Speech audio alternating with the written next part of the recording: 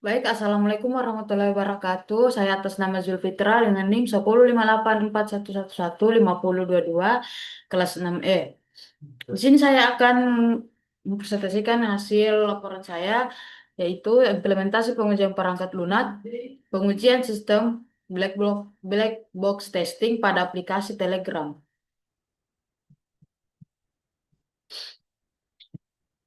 Langsung saja, pendahuluan, latar belakang, kemajuan teknologi informasi dan komunikasi yang pesat telah mempengaruhi hampir seluruh aspek kehidupan manusia, terutama dalam hal berkomunikasi. Jika pada masa lalu berkomunikasi jarak jauh hanya bisa dilakukan melalui surat atau telepon konvensional, saat ini komunikasi digital secara instan telah menjadi bagian tak terpisahkan dari kehidupan sehari-hari.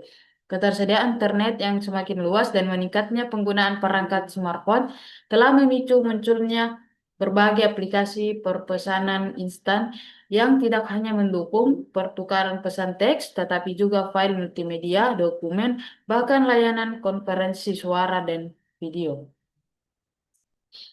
Adapun tujuannya dari pengujian ini adalah untuk yang pertama untuk menguji fungsionalitas fitur-fitur utama dalam aplikasi Telegram menggunakan pendekatan black box testing.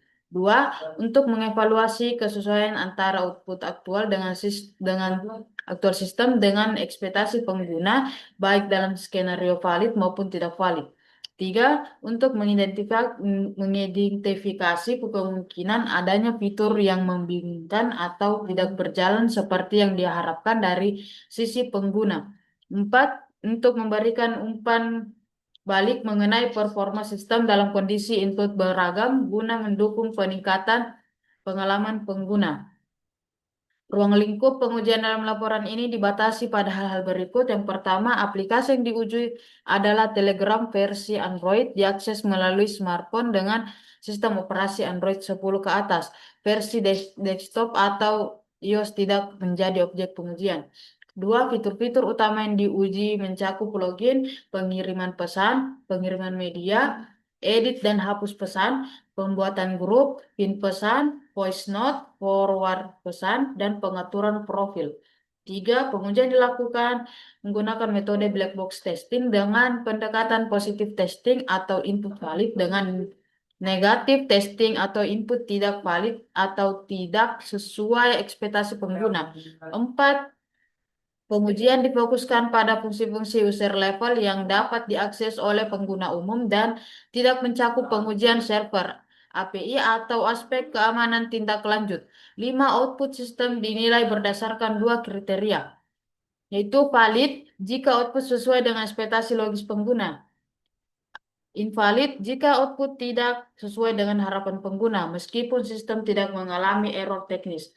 6. Aspek-aspek non-fungsional seperti performa, efisiensi memori, atau kompatibilitas lintas platform tidak termasuk dalam cakupan pengujian ini. 7. Dokumentasi pengujian dilakukan secara manual melalui pencatatan hasil, tangkapan layar, dan tabel pengujian yang membandingkan expected output dan actual output. Metode pengujian, metodologi pengujian dalam laporan ini menggunakan metode black box testing, yaitu metode pengujian perangkat lunak yang menekankan pada pengamatan terhadap fungsi sistem dari sisi luar tanpa memperhatikan struktur kode atau proses internal aplikasi. Metode ini dilakukan dengan cara memberikan input kepada sistem, kemudian mengamati dan mencatat output atau respon sistem terhadap input tersebut. Metode pengujian dilakukan melalui dua pendekatan utama. Yang pertama ada positive testing atau uji positif, dua negatif testing atau uji negatif. Selanjutnya ada jenis pengujian dalam black box testing. Beberapa teknik pengujian yang diterapkan dalam pengujian ini adalah yang pertama equivalency partitioning, dua boundary value analysis, tiga decision table testing, empat state transition testing. Adapun langkah-langkah pengujian black box pada aplikasi Telegram, pengujian dilakukan melalui tahapan berikut. Yang pertama, identifikasi fitur utama yang akan diuji dalam aplikasi Telegram. Dua, menyusun skenario pengujian berdasarkan perilaku nyata pengguna. Tiga, melakukan uji coba baik menggunakan input yang valid maupun tidak valid. Empat, mencatat output aktual yang muncul dari sistem. Lima, membandingkan output aktual dengan output yang diharapkan. Enam, menentukan status pengujiannya itu pas atau valid jika output sesuai ekspektasi pengguna dan file atau invalid jika output tidak sesuai harapan walaupun tidak menyebarkan error teknis. Alat-alat dan lingkungan pengujian dilakukan secara manual dengan menggunakan perangkat smartphone Android Oppo A9 2020, sistem operasi Android 11, dan aplikasi yang diuji Telegram versi terbaru saat pengujian, jaringan WiFi stabil minimal 2 Mbps, teknik manual black box testing atau tanpa tools otomatis, dan pendoku pendokumentasian tangkapan layar atau screenshot, catatan hasil, dan tabel uji. Analisis setelah pengujian dilakukan analisis terhadap yang pertama kesesuaian antara hasil aktual dan harapan pengguna. Dua, kemampuan sistem dalam menangani input tidak valid. Tiga, perbedaan ekspektasi pengguna dan desain sistem. Langsung saja masuk ke hasil dan pembahasan hasil pengujian. Berikut adalah tabel hasil pengujian aplikasi Telegram menggunakan metode black box testing. Di sini ada test case ID, input, expected output, actual output, dan status. Yang pertama ada login dengan nomor aktif, kemudian kode OTP dikirim dan login berhasil, statusnya valid. Selanjutnya ada kirim pesan ke kontak, pesan terkirim dan muncul centang, statusnya valid. Kemudian ada kirim foto di obrolan, gambar tampil di chat, statusnya valid. Kemudian ada buat grup baru, grup berhasil dibuat dan anggota bisa ditambahkan, statusnya valid. Selanjutnya ada edit profil, nama, dan foto. Perubahan tersimpan, statusnya valid. Selanjutnya ada cari pesan di chat. Pesan ditemukan sesuai kata kunci, statusnya valid. Kemudian ada kirim voice note, suara terekam dan bisa diputar, statusnya valid.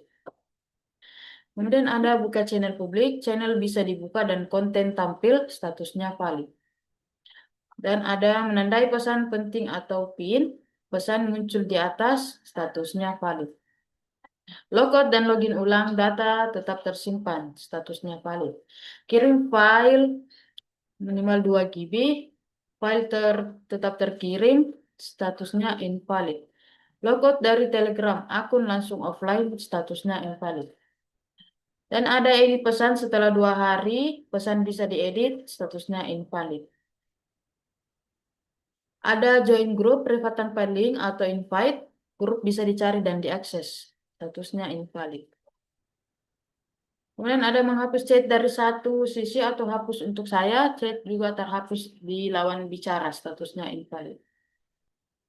Kemudian ada kirim pesan saat mode airplane, pesan terkirim, statusnya invalid. Ada juga mention username tanpa add, tetap bisa mention, statusnya invalid. Edit pesan dengan typo besar tanpa edit tidak muncul, statusnya invalid. Mengubah username dan berharap chat lama ikut berubah, semua itu lama ikut berubah, statusnya invalid. Dan terakhir ada forward, pesan rahasia bisa di forward, statusnya invalid. Kemudian ada pembahasan berdasarkan hasil pengujian yang dilakukan terhadap aplikasi Telegram menggunakan metode black box testing, telah disusun dan dieksekusi 20 skenario pengujian yang mencakup fungsi-fungsi utama yang umum digunakan oleh pengguna. Skenario tersebut melibatkan interaksi langsung antara pengguna dan fitur sistem seperti pengiriman pesan, pengeditan pesan, pembuatan grup, pengiriman file, hingga logout dan penghapusan pesan.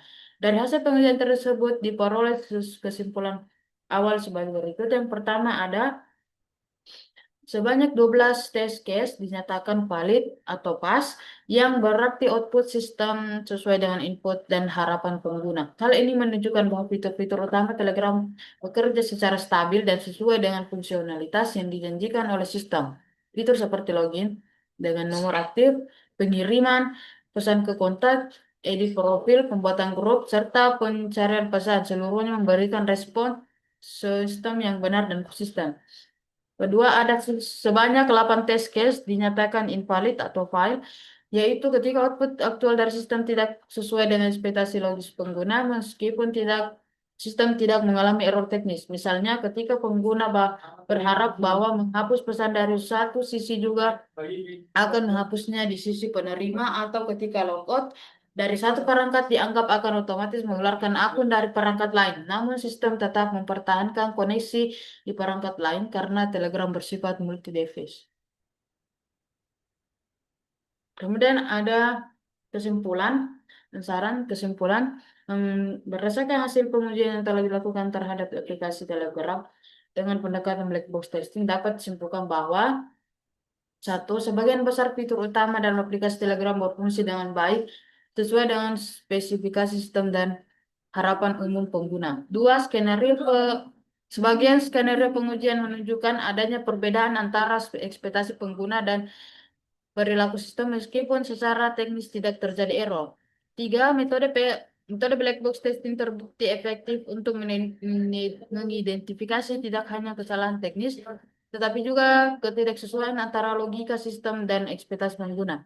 Empat, hasil pengujian memperlihatkan bahwa Telegram merupakan aplikasi yang stabil secara fungsional, namun tetap memiliki ruang untuk ditingkatkan dari sisi user avoidance, feedback system, dan fleksibilitas pengaturan agar pengguna dapatkan pengalaman yang lebih intuitif dan informatif.